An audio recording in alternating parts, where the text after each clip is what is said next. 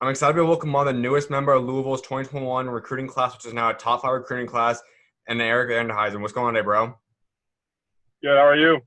Pretty good, man. Well, it's now been a couple of days. You're committed now, man. What's it feel like to be committed? I mean, it's a great feeling, really. It's a lot of, like I said, a lot of stress relieved. Just really happy to be a part of like that Louisville family, and all most of the players reached out to me already and welcomed me. So it's definitely a great feeling. And a lot of people kind of thought because of COVID that people would probably wait and commit till later on in the year, maybe even after high school season. Obviously, a ton of guys are committing right now. What's led to the decision of committing this early on? Yeah, for sure. It was mostly just a decision of like Louisville was, I wouldn't say the best school, but it was like the right school for me, Hmm. and it had everything I was looking for in a college. So it was kind of a no-brainer for me to go there. And with being having Coach Mack at Louisville and his record with like improving players, it was just a really good fit overall for me. And you're joined a class now that's now become a top five recruiting class in the country. Number one overall Mm-hmm. JUCO guy in L. Ellis, Bobby Bryce, adding you into this mix. How excited you kind of get this group together? Yeah, so I'm really close with Bobby Pettiford and L. Ellis. I'm now starting to build my relationship with Bryce, but me and Bobby have been playing together on and off for a while, and L was actually on the 17th team. I was on the 15th team for Team Wall, so we've known each other for a couple of years now. So just I feel like just based off the chemistry that we already do have, we're gonna already be on a much better note than a lot of the other guys. I feel like even with the recruiting classes ranked above us, I feel like we're gonna have a better like start. So now I'm really looking forward to it. Would you say that any of those guys had an impact on your recruitment process? Did they kind of help kind of recruit you, or just have the feeling that you kind of knew them, or was that any kind of impact in your recruitment? Yeah, so I would say definitely with Bobby. Bobby was always in my ear about going to Louisville. Right ever since I got the offer, and even before the offer, they're like, "Bro, they're really interested. So this could be a really good home for you." So with that little part of it with Bobby, I mean, even like right before I made the commitment, I called Bobby. And I was like, "Look, is there anything I should know before making the decision?" He gave me like a little rundown. So, but it was more like the little push over the edge that I needed to really make my commitment because it was always like either my number one choice. So having Bobby there really just helped me. And you've really blown up as of late. You've had over 20 offers you were able to bring in throughout your career. You narrowed down to your top 10 is where you chose from. What did it take for the schools to make that top group? Yeah, so with the 10 schools, it was really a lot of it was based on like my relationship with the coaches because I never got to visit the places and also how it fit in like the offensive style and all that.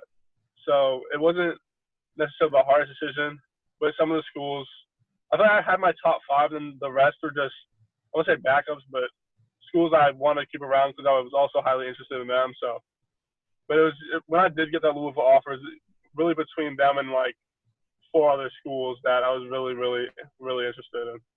Who would you say were some of those schools that were heavily in the mix?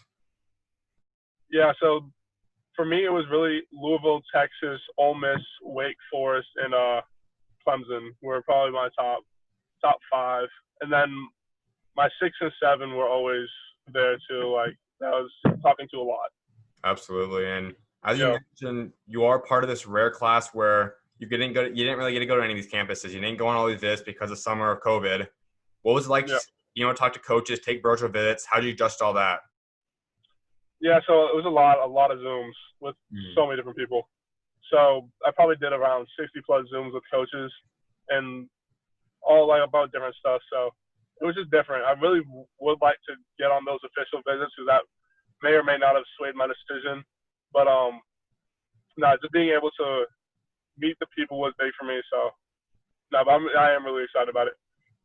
And so maybe about 6 months ago before COVID became a thing, when did you originally want to kind of commit by? Was it before the season still, or when did you kind of have an idea to what you wanted to commit by? Yeah, I wanted to commit in like January. Really, I kind of want to push it out a bit just because I knew if I did have my AAU season, I did have some of my like if I got my officials even, I knew I'd get more offers, and the Louisville offer did come within that COVID period. So I feel like having coaches being able to see me play more would open other doors and make some other ones like uh, better choices, I guess, because they would have seen me play in person. But I was really hoping to get on some of those official visits in like the fall and go to football games or whatever. Gotcha. And you mentioned Coach Mack. He's an incredible coach, and clearly that's evident by having the third best record in the ACC last season. What's your relationship like with him, and how excited are you to be coached by him? Yeah, my relationship with him is really strong now because we've been on the phone a lot lately, especially with like FaceTime and stuff. So being able to build that relationship is big with both of us. So it's been great so far with him. And we know it was a couple of years ago now, but in Louisville, they had the Coach Patino issue, stuff off the court, FBI issues, and all that. When you look at a program that dealt with stuff in the past, did anything kind of go through your mind? Did you kind of think about that at all? No, it didn't affect me at all because I know with Coach Mack and his track record that I know nothing like that's going to happen with them. So, it was that never swayed my decision at all. That's awesome. And I mentioned you will be in the ACC this up when you go out there. One of the best, not the best conference in America. How excited will you be able to be a part of that? Yeah, no, the ACC was definitely a big part of my decision because my parents and my extended family are from North Carolina and Massachusetts. So my family would be able to like come to all the North Carolina games, go to the DC games. So it definitely helped my decision. That's big time. And you mentioned obviously you're from North Carolina. That's where you're playing basketball right now. What's it like playing basketball out there? No, it's great. I feel like most of the guys here are even overlooked because there's just so much skill and talent here. And I think both North Carolina and South Carolina, both you guys are one of the most underrated states in America. When you look at your guys' talent just in North Carolina, though, where do you think you guys rank up amongst the other states in America? Top five, easy top five. No doubt. And you are playing at Millbrook. You guys had a 23-4 record this past year, and you had a big-time season. Take us through this past year and just ups and downs of the year. Yeah, so we started off strong, as I feel like everyone knew. We were undefeated all the way up into the John Wall tournament where we lost to Mount Verde. But, I mean, we took that loss with a grain of salt because we all know that Mount Verde was basically an NBA team. After that game, we suffered a little bit of loss because players started getting injured throughout time just based off the season. Then we went into a couple of games not having our full team and lost those as well. But and then going to playoffs, our whole season we missed Nolan Dorsey, New Mexico commit, and that was a big loss for us. So we were always usually like a man or two down. So, but we did have a great season, and I'm really just looking forward to the next one. And being the high kind of level player you are, top 100 player, I can already imagine a lot of the big prep schools, national schedule teams have started reaching out to you. Is this something you've ever considered possibly going to? For a little bit, I was considering going prep just based off like the whole Corona situation and if we do have a season or not. But I'm definitely going to be staying at Millbrook because I do have a family there. So it's not crossing my mind anymore because I know we're going to be on a little bit of a national schedule for Millbrook. So I'm looking forward to that mostly. That's awesome. And how about the AAU aspect for you? We know it's also been messed up. Think you're going to need more AAU games in this year, or what's that looking like for you? I'm going to probably just stick to training right now, and we're playing like 4-on-4 with a bunch of college guys now, so I'm really just trying to stick to that and play against better competition because I feel like that's what I need to get college ready. Absolutely, man. Let's go back to your recruitment real quick. You made a commitment in a kind of a different way than a lot of people do. You made it on your YouTube channel. Take us through what went that decision and why you chose to take that route to commit. Yeah, for me, the YouTube route was I kind of want to be different with it because everything is just so like monotone and everyone's doing the same thing. It's not original at all. So me going that route, I feel like separates me from a lot of other people because it shows more of my personality, more of my character. So even like with the customization of the shoes, it just shows like another like side of me, I guess, just so people get like to know me more. So I feel like it's a better view of like me as a person. I mean, I respect that. I think a lot of people, as you said, we see the commitment videos, a typical thing guys do these days, and they're cool and all. But I mean, the guys that go on TV, the guys that do different hats and whatnot, something special. And obviously, you talked about you did the shoe route. Take us kind of through your passion on wanting to design shoes and just design things in general. That started when I was in like 7th grade.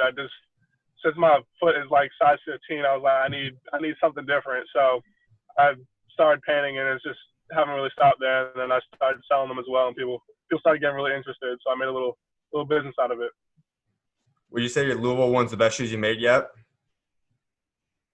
I wouldn't say that. No, It might be in my top 5, but there's this one pair that is just like I'll never wear them. It's just so. I mean, I could probably send you a picture later, but yeah, those are my number one. It's like a SpongeBob theme shoe, so Okay. yeah, Probably the best memory one would definitely be the Louisville ones, though. yeah, definitely. No, it's definitely a milestone in my life. So And we know, obviously, once the ball does stop bouncing at some point down your life, you're going to have another career. Is designing stuff something that you probably would like to pursue? um, maybe I really don't know, but I really want to get into coaching after hopefully playing professionally. So the coaching route is definitely gonna be my future. And then if somehow I get into like I don't even know fashion industry if we would call it that, but I'm not sure. Absolutely. And when you look at your 2021 class, you guys have a lot of pieces already in store. Is there anyone else you guys are kind of looking to possibly add on or bring into this class? Um, I feel like for me, Bobby, L, and Bryce, we've been thinking about one player in mind who's a big man, but since I'm new to Louisville, I'm just now hearing all this information, so I'm definitely gonna try to learn more in the near future and start reaching out to a few people. Gotcha. And hopefully you guys have a high school season this upcoming year. If you guys don't, though, I mean, what's some of the biggest things you want to work on and just improve on leading up till you get on campus? Yeah, so for me, a major part is just getting that college body ready. Just so when I do get there, it's not going to be that much of a gap between me and the other players. So I will be able to get some minutes my freshman year. So that's probably my number one thing. Absolutely, man. A couple more things before I let you go. One is, I know you obviously can imagine when you want to build a legacy for yourself, both on the court as well as off of it. By the time you walk away from the game someday, what do you want your legacy to be? Yeah, I just want people to know that like how hard I work and like what type of person I was. So that's probably gonna be the major two things I focused on while I'm in college. Is just so people don't have like a bad connotation when they think of me. Absolutely, man. My final thing is, what would you say is your 3 biggest goals you want to achieve throughout your career at Louisville? Number one is I want to win the tournament. So I feel like that's everyone's number one, but that's definitely mine. And then I haven't really thought about 2 and 3 yet, but yeah, I couldn't even. It's definitely just like that one. I just want to win. Mm-hmm. Absolutely, man. Well, congratulations once again, man. I appreciate you taking time to come on. Yes, sir. I appreciate it. Of course, man. You're always welcome on, man. God bless. Yes, sir. You too. Bye.